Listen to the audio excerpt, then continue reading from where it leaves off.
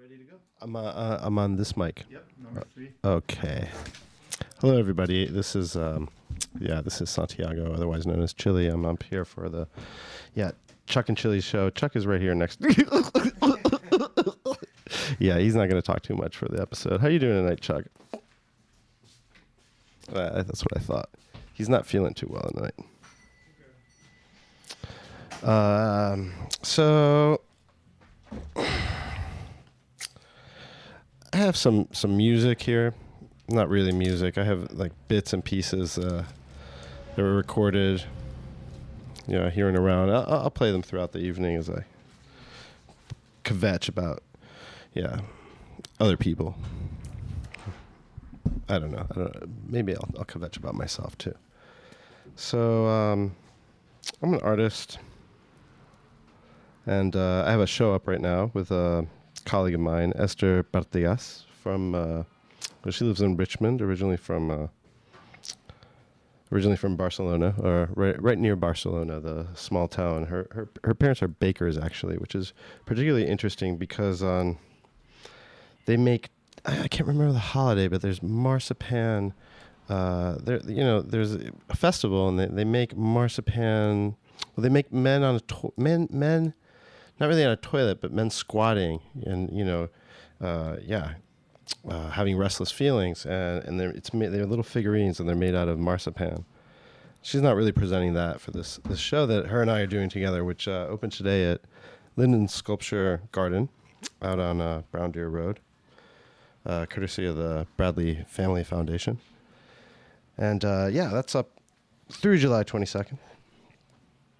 And Chuck went. What do you think of the show, Chuck? He seemed to like it. So the thing about Chuck is that I'm actually really glad that he set up this timetable for us to be at the radio show. But I feel a little bit naked, right? Unprepared, and what am I going to talk to you all about for an hour? I have court duty tomorrow, and Well, I don't actually have court duty. I have jury. I've been called for jury duty. I know a lot of you know what that's like, and I actually am not familiar with that. I was on an auxiliary, and I guess I don't want to do it. On the other hand, I don't have a job right now, so I think they pay you $12 for the day, which is, I guess that's not so bad. All I'm supposed to do is read a book or whatever. But, I was around all day. Who wants to go to jury duty? You're going to get picked for the right reasons. You're going to pick for the right reasons, right? By the wrong people. Or you're going to get picked for the wrong reasons by the right people. Or you're not going to get picked at all. And, if you're me, you're going to feel kind of weird about not be like, why didn't they pick me? I guess, I wouldn't mind it either. So like I was saying, I'm going to try to play some recordings that I have here, and kind of try to entertain you with those.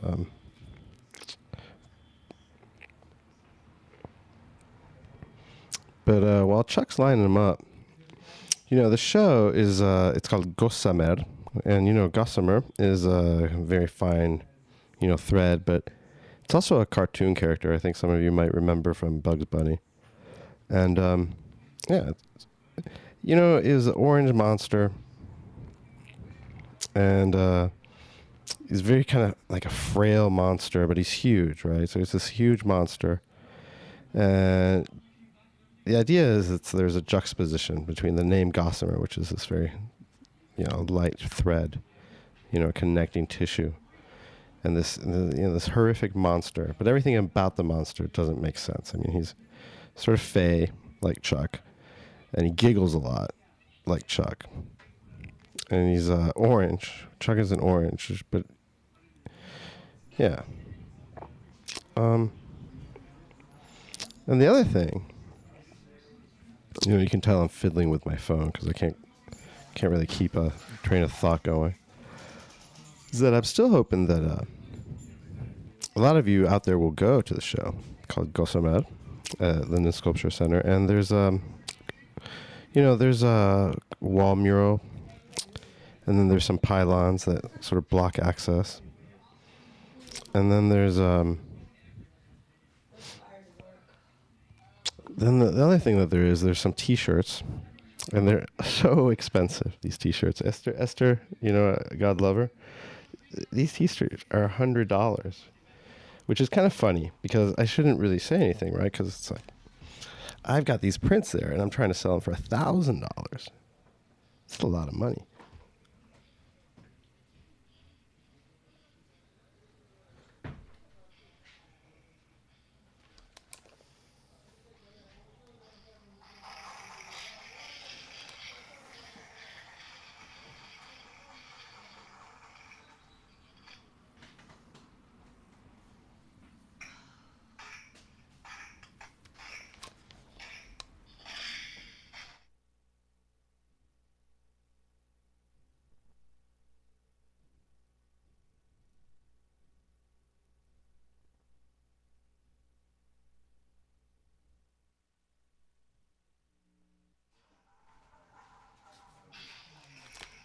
Is this on? Like, is it playing?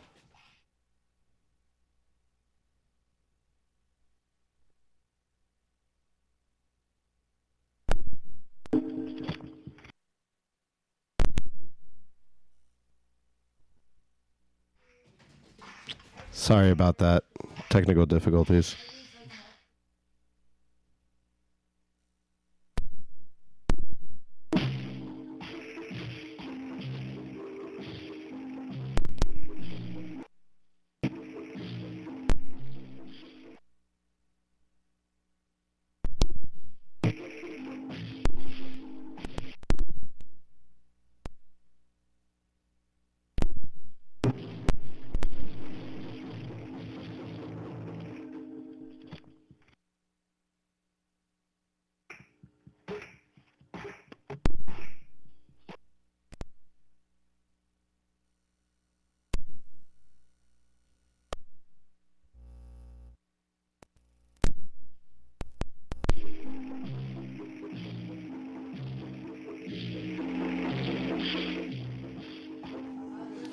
So yeah, next week I'll try to do a much better job. I've been having I have a rubber sheath on my phone, and yeah, it wasn't really quite working very well.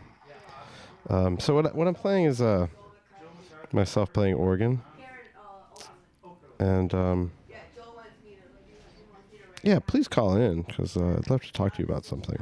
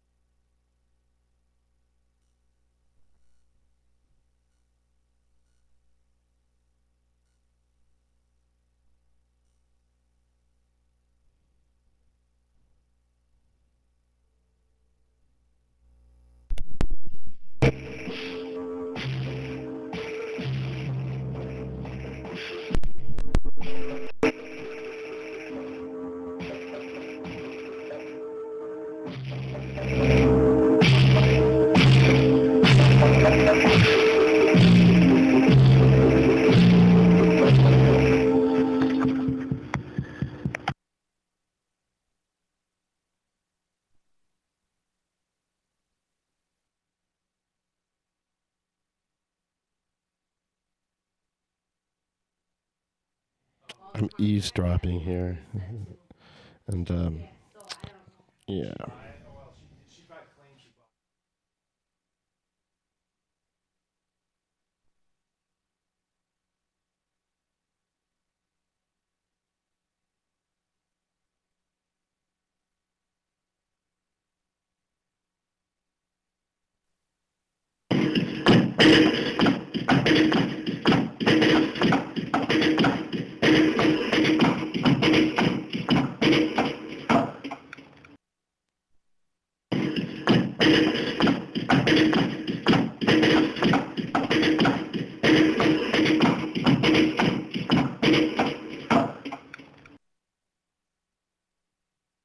It's funny how an organ can sound like that.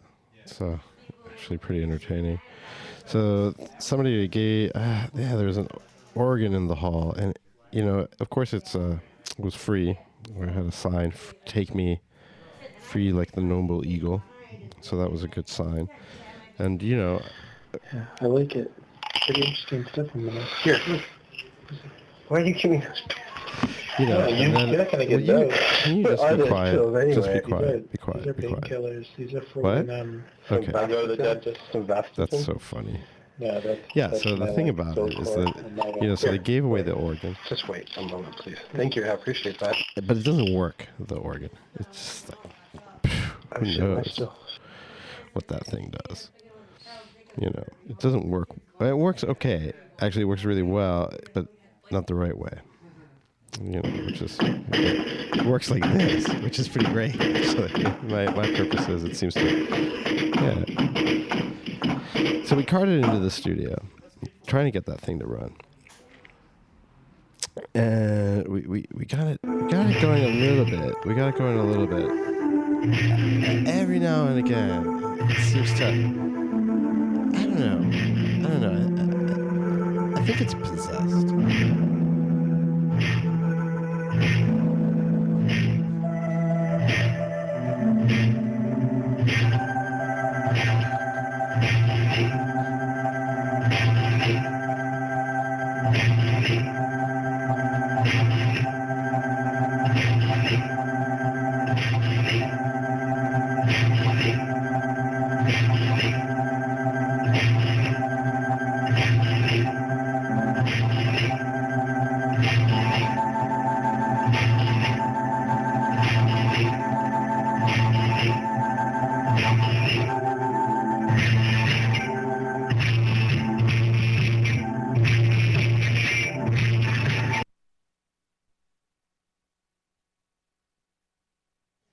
So I was saying, I think it's possessed because there's things in it that will appear. They just start coming up.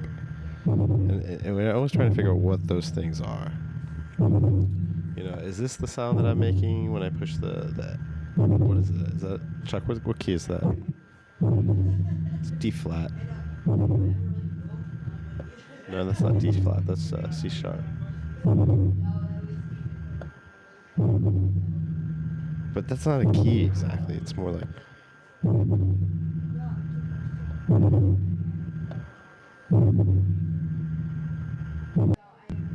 Right?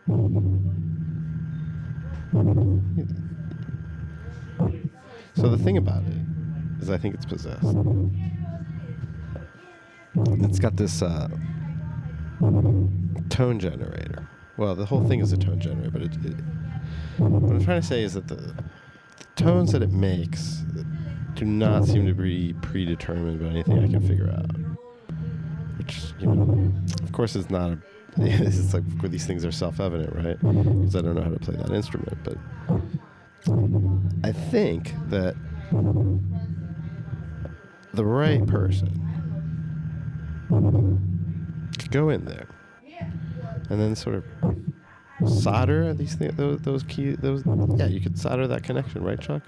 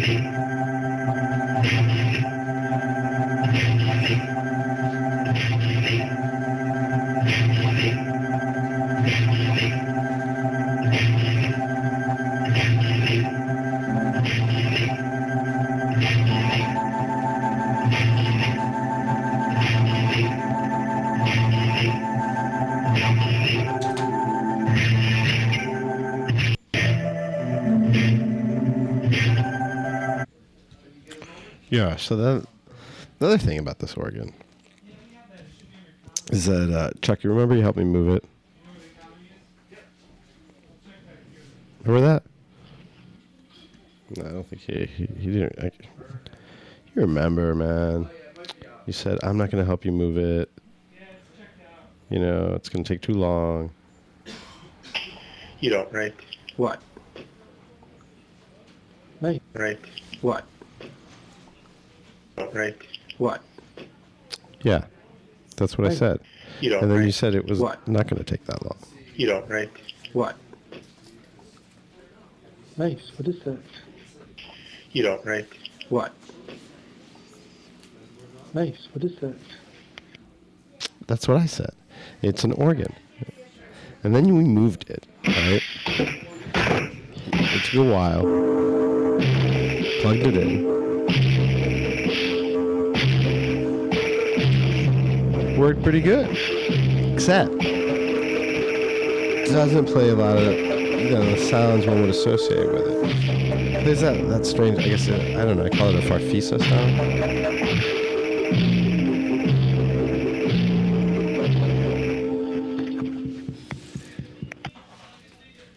And then it plays, like, I don't know, I call it a skronk sound.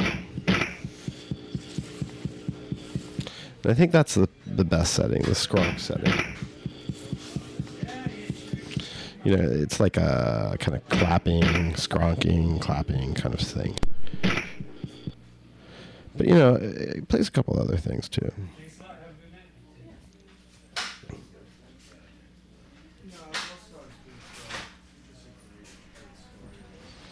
Plays a Machine Man setting.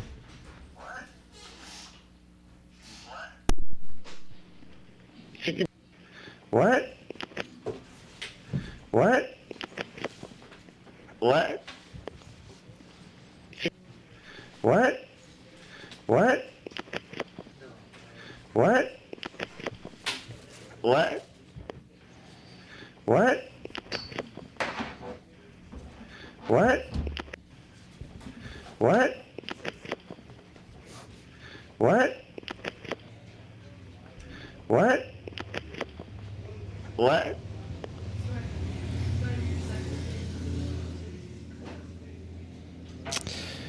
It plays Geronimo setting. And that's my favorite one. You know, 'cause it sounds like it's like the one that you're most welcome to. So that's the one that's it's going to end the soonest. And it plays a couple other ones too. It plays Jeremy settings.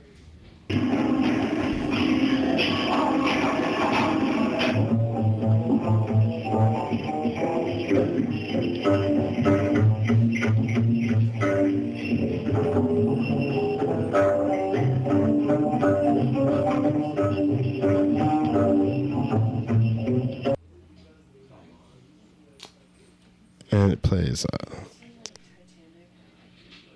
this other setting. I like to call it Wyoming setting. You get it? Wyoming. Yeah? Yeah. I don't know. I tried that before. There's a lot of people, you're right. They're like, no. It's good to hear jokes, but then when you repeat them,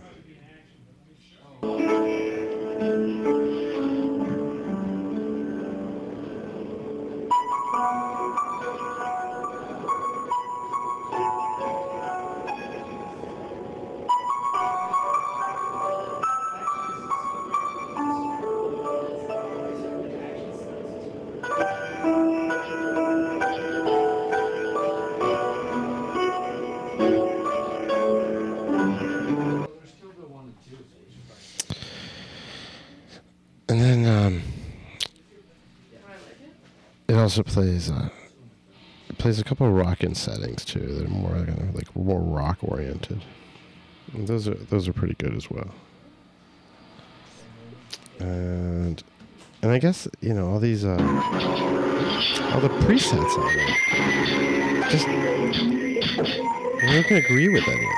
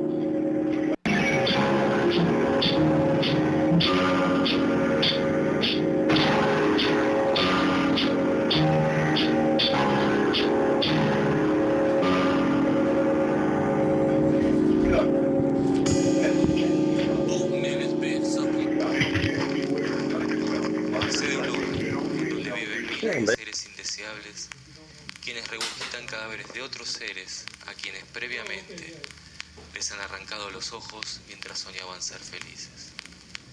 Pero los felices son los más indignos. Ellos han devorado ya los cadáveres de quienes los devoran y es muy probable que se hayan ido a dormir felices, con los estómagos llenos de vísceras humeantes y felices, vomitando sangre feliz, como en una propaganda. Pero como se sabe, como todos sabemos, en algún momento, en algún lugar, todos estaremos muertos.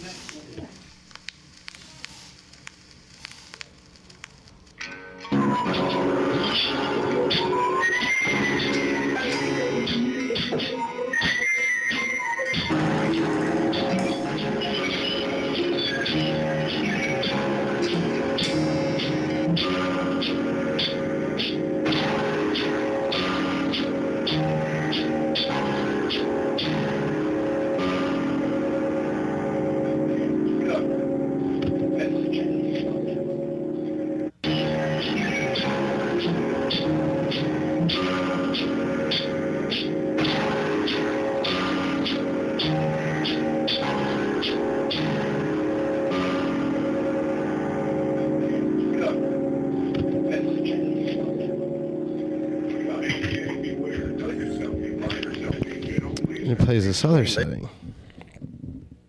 And then it's more on that later, the other one that it plays. Because the thing about it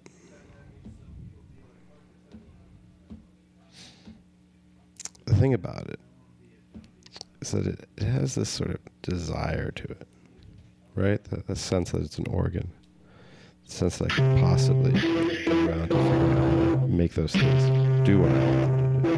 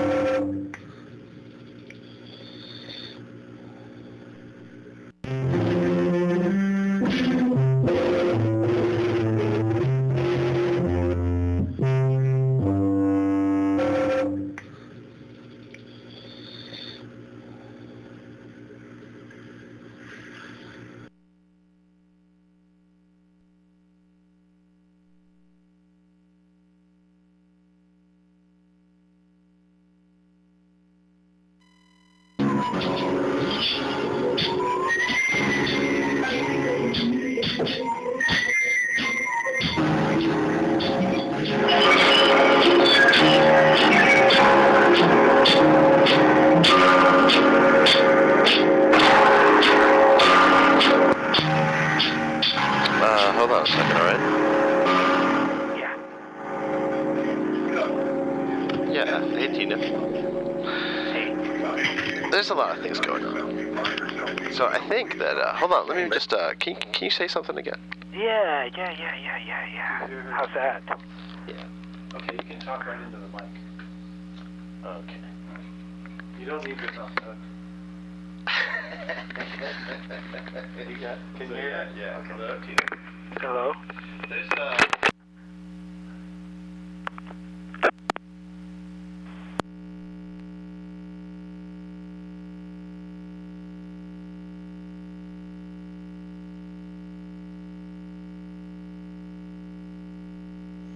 Tina, if you're out there, sorry about that. If you just call back, I'll try to get it together to talk to you. It seemed like we were disconnected.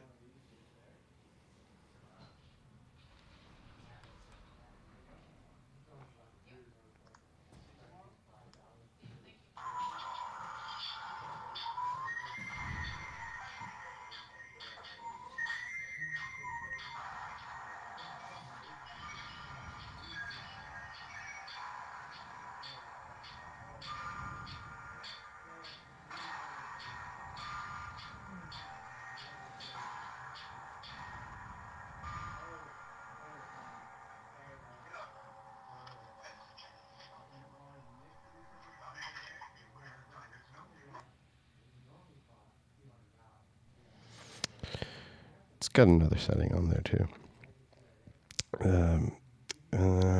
This one's particularly interesting.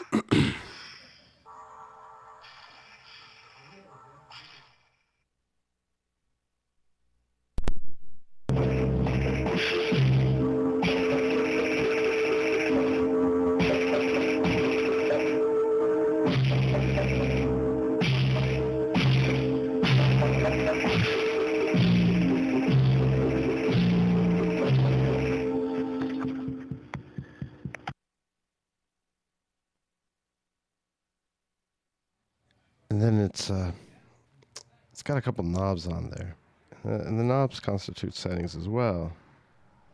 It's got the right knob, and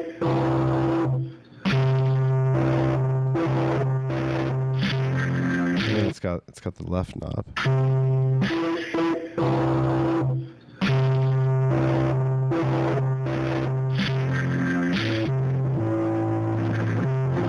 And it's got this other knob, which is a little distressing because it says it on there. It says the in-between knob, it says in-between left-right audio knob.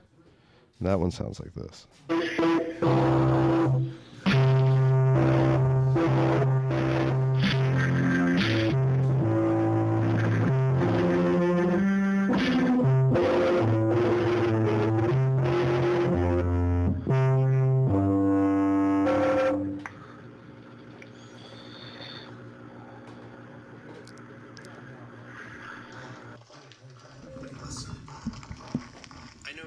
place where there lived thousands of undesirable people who regurgitate the cadavers of other beings who they had previously gouged out the eyes from while they were dreaming they were happy. But the happy ones are the most despicable ones. They have already devoured the cadavers of those who devoured them, and it is very likely they had gone to sleep happy, with their stomachs replete with reeking entrails and happy, vomiting happy blood like in a commercial. But, as it is well known by all of us, sometime, somewhere, all of us shall be dead.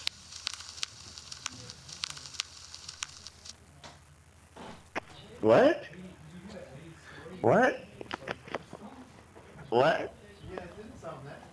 Chicken butt? Oh.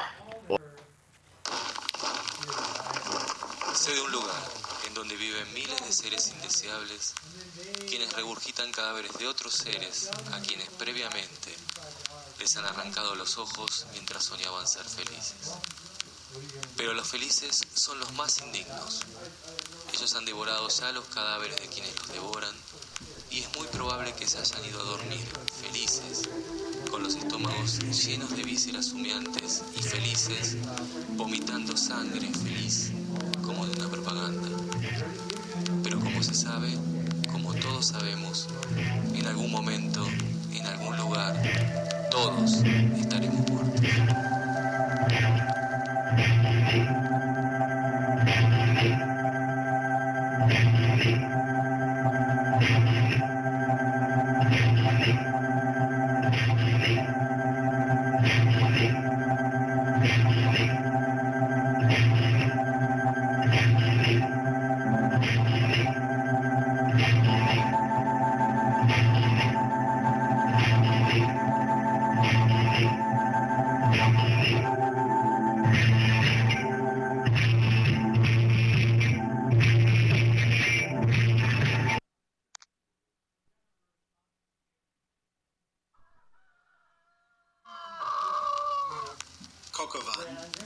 I was taking the skin off a chicken when I started to think of Abraham.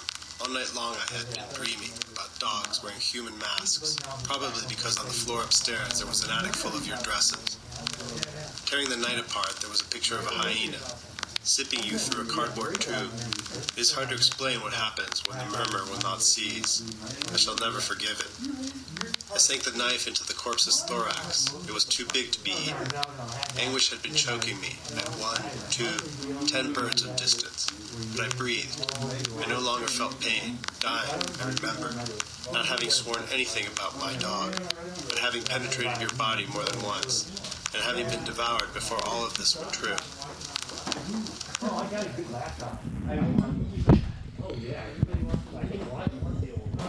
So the thing I wanted to clarify is that that poem, titled Coq au vin, is by Martinajos. And there's actually, there's a setting on the organ also. It's in a Martinajos setting. And that one kind of goes like this. Esto es el balance. ¿Ves cómo está? Sí, Okay. lo estás moviendo también. No, yo no lo muevo. Yo no. Pero ok. Balance is this. Sí, está ahí ¿Ok? parado. Porque si es así, esto no es balance. Sí, ¿Entiendes la diferencia? sí. Estás, O sea, que el balance está sostenido está sostenido. Hay situación. una tensión, hay Sí.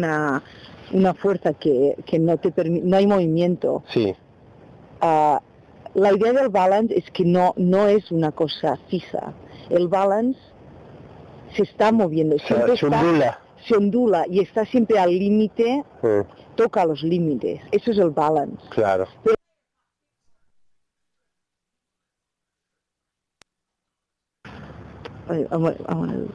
Esto es el balance. ¿Ves cómo está? Sí, Ok. lo estás moviendo también. No, yo no lo muevo.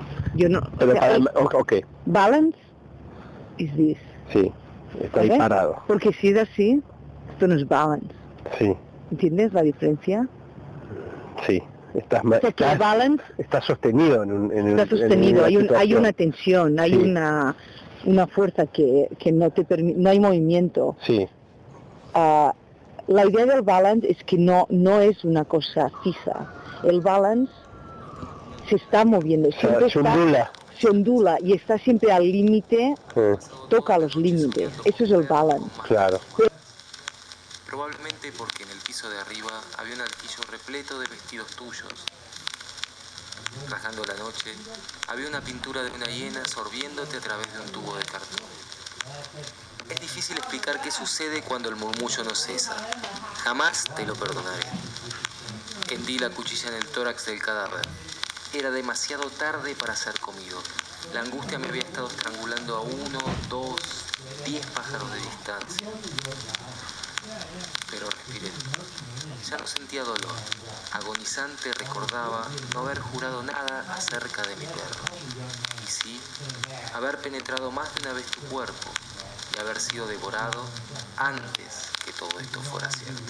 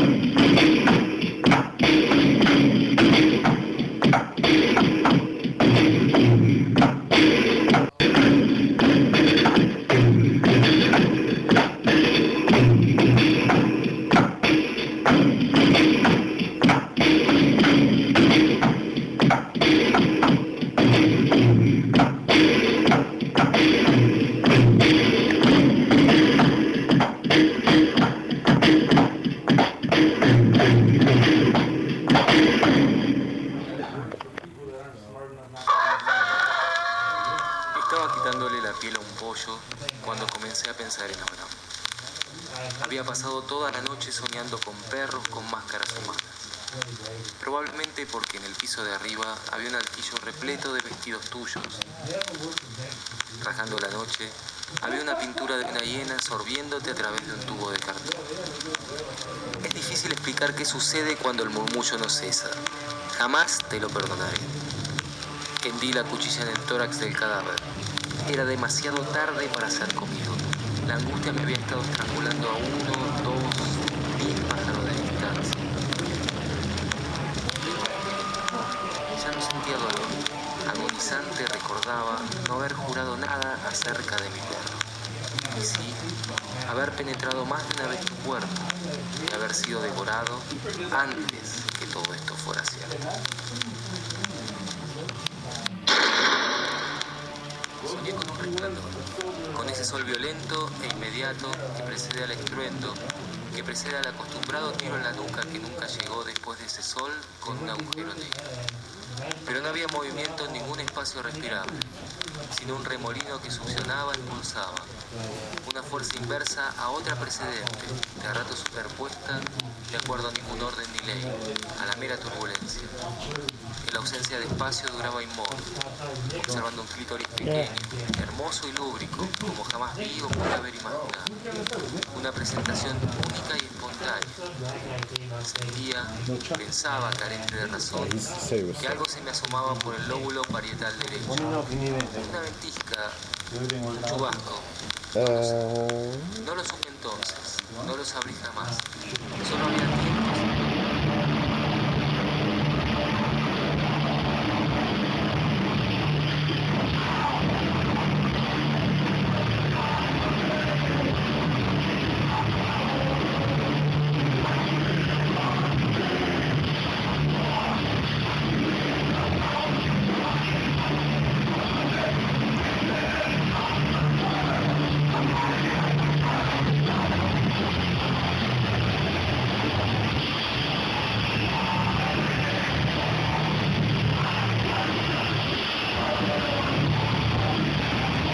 And then there's also a Melvin setting on the organ, which is the best setting.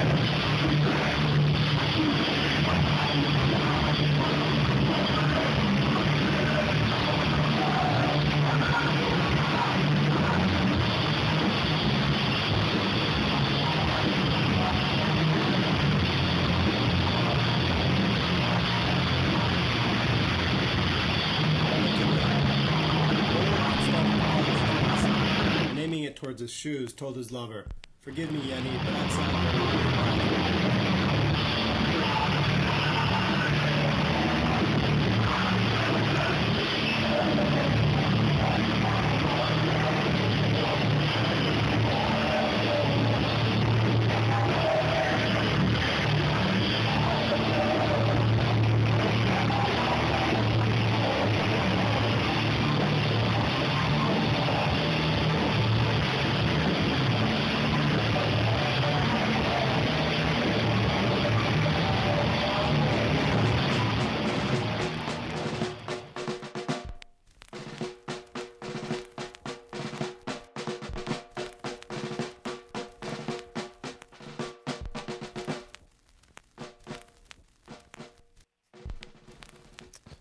Milky Way Milky with Way. Martinajos. Raoul started to polish his glass eye, and aiming it towards his shoes, told his lover, "Forgive me, Yenny, but outside there are 100,000 wolves drooling blood, and the night is a bit cold, and I have drunk enough milk not to wish to cut their throats tomorrow or the day after tomorrow." Poor Yennefer. She really loved Raoul. She had been breastfeeding him for years, had found him broken-hearted on a pony riding through a sea of fire. It was the time when Yenny liked to walk outside the house, because blackbirds talked to her, and it took her mind off snakes. Yennefer was naked. It aroused her to see how Raoul threw himself upon every living thing. Milk oozed from her breast, and Raoul drank it until he got drunk. All lovers are different. But now Yennefer's breasts hurt, as if made of concrete, and the lanterns delayed the coming of the ogre. And Raoul seemed not to offer her anything else, only to wait 30,000 years until the love returned. Let the wolves howl inside the house. There are thousands of insects. They want to take our lives, to make us become theirs. They want to eat my breasts when they sag. There's a mandrill laughing at my pain. Can't you see him? He's there in your glass eye. What's there in that hollow where you place it, Raoul? Why are you caring for it more than for my sex? How many times will that mandrill enter the wet and warm hollow through the vagina you use to avoid seeing?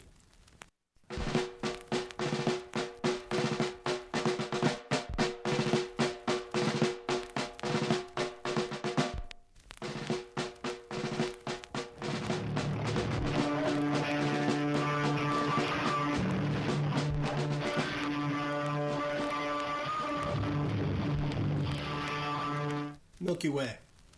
Raoul started to polish his glass eye, and aiming it towards his shoes, told his lover, "Forgive me, Yenny, but outside there are 100,000 wolves drooling blood, and the night is a bit cold, and I have drunk enough milk not to wish to cut their throats tomorrow or the day after tomorrow." Poor Yennefer.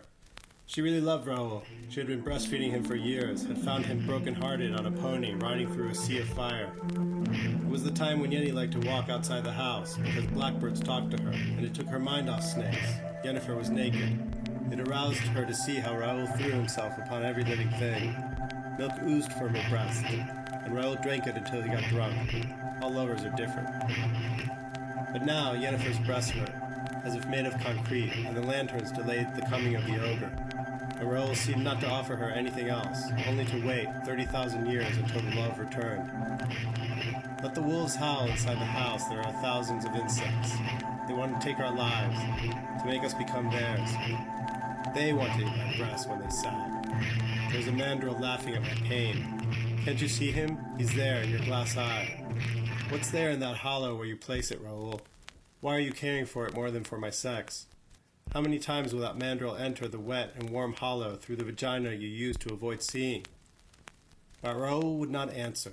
There was a tempest raging in his brain. His heart belonged to Yennefer, but the mandrill had sunk its teeth in his pineal gland. It was not the first time this happened, and Yennefer was aware that he was becoming addicted to seeing all the eyes repeated in the vicious circle. Finally she jumped to the wolves who devoured her. But it did not matter. They both knew that 30,000 more years would have to elapse until her breast grew, and Raoul admired again the Milky Way.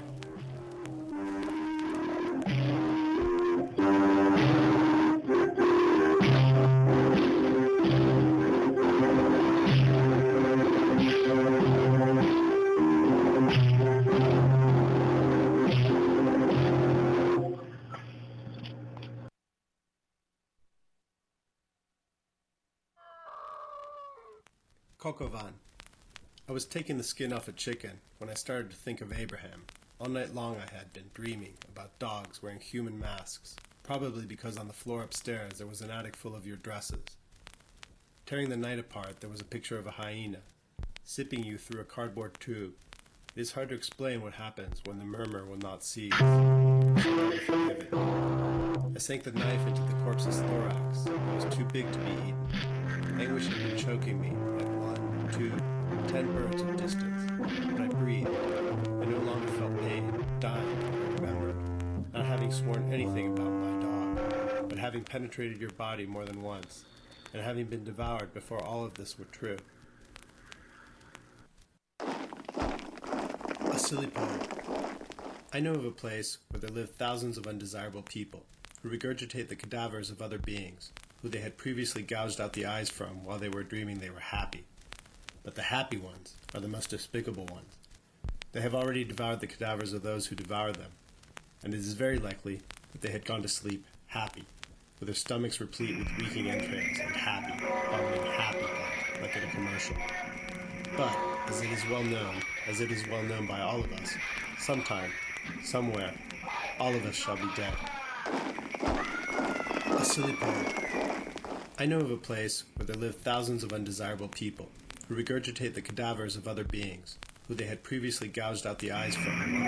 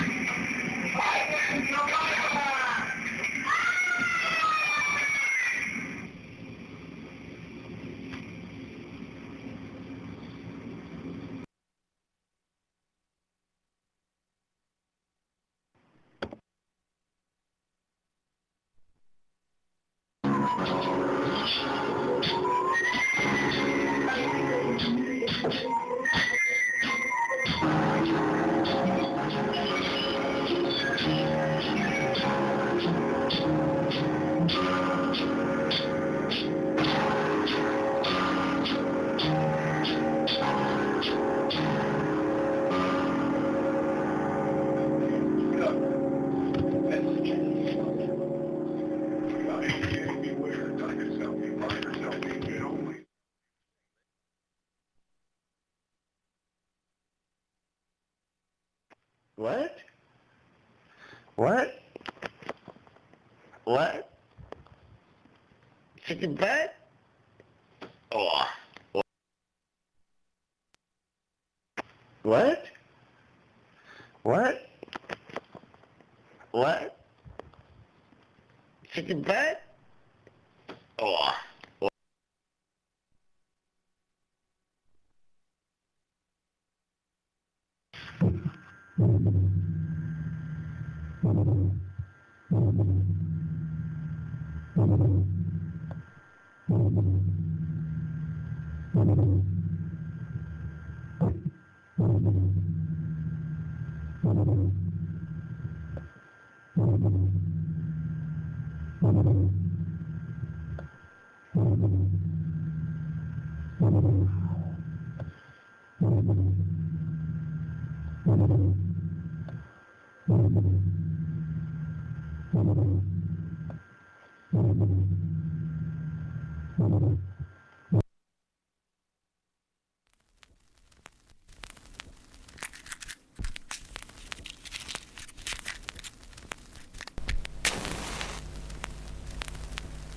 Me contaron que estuve muerto, Estela. No sé cuánto tiempo, creo que 1 año o 2. Veía la rosa de los vientos clavada en mi frente, girando en dirección a ninguna parte. Me parece que había engendrado el caos, pero no estoy del todo seguro. Había un abismo entre yo y un puente de madera, así, sin ojos, un resquicio de mundo, una demora innecesaria. Las luces estaban apagadas y los planetas explotaban como mandarinas. Y era de día en todo el universo y salía sangre, Estela. Mucha sangre, Estelita, como cuando alguien va a nacer, como cuando alguien va a morir. El yacaré que devoraba el alma de 1000 egipcios, por lo menos, debe haber llevado un vestido gris y una lámpara en el muslo y varios relojes con la inscripción Deus Sive Natura.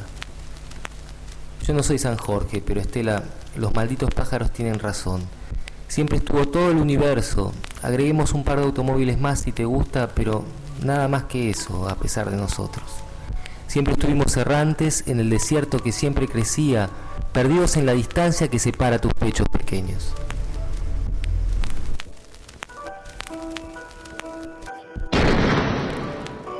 Soñé con un resplandor, con ese sol violento e inmediato que precede al estruendo, que precede al acostumbrado tiro en la nuca que nunca llegó después de ese sol con un agujero negro.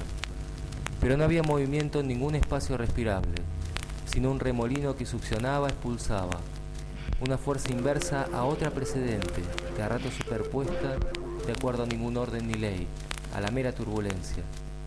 En la ausencia de espacio duraba inmóvil, observando un clítoris pequeño, hermoso y lúbrico, como jamás vi o pude haber imaginado. Una presentación única y espontánea.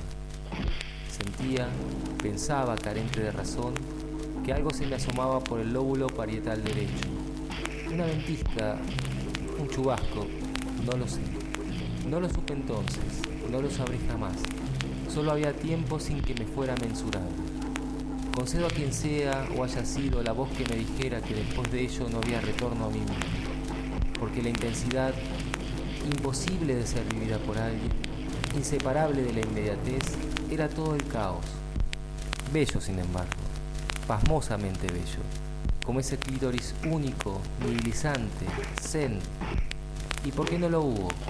Hubo sí el vértigo y el clinamen, y nada más que su repetición eterna.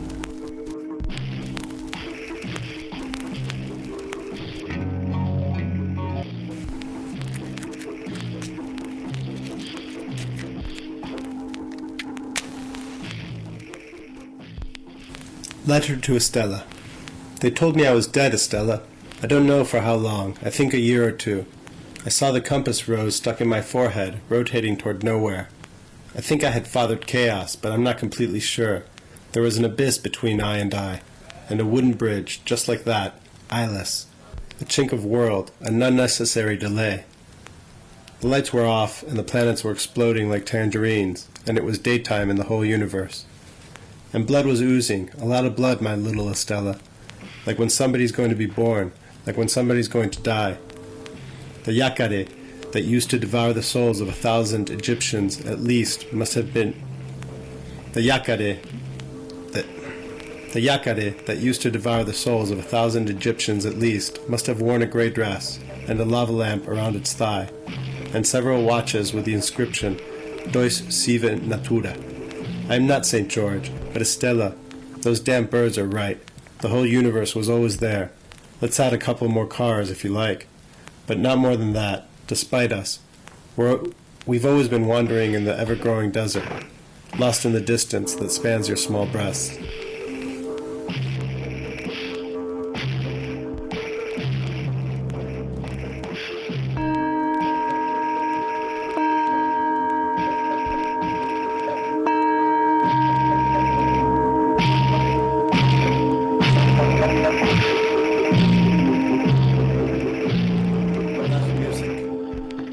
I opened my eyes. You said, in the middle of the night, over the world gone blank, our solar plexus were radiating the skin of time.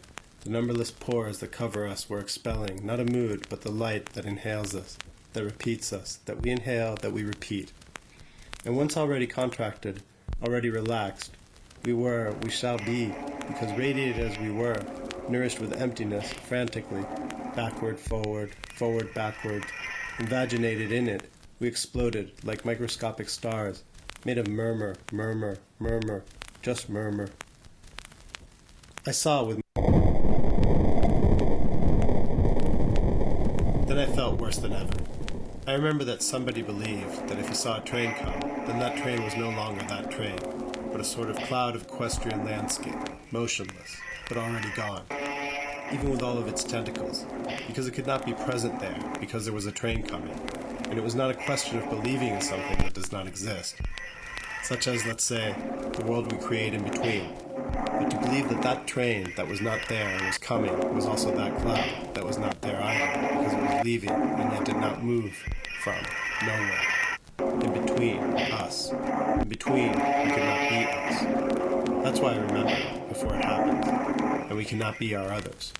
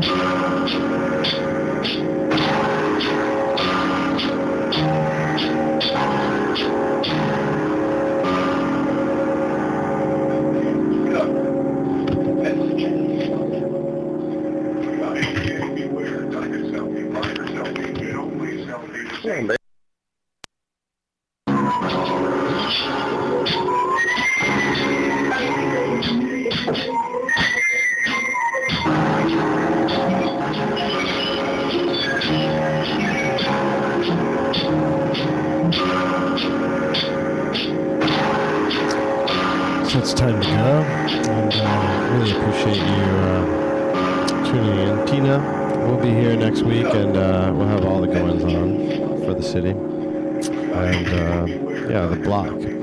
So good night. Have a good one.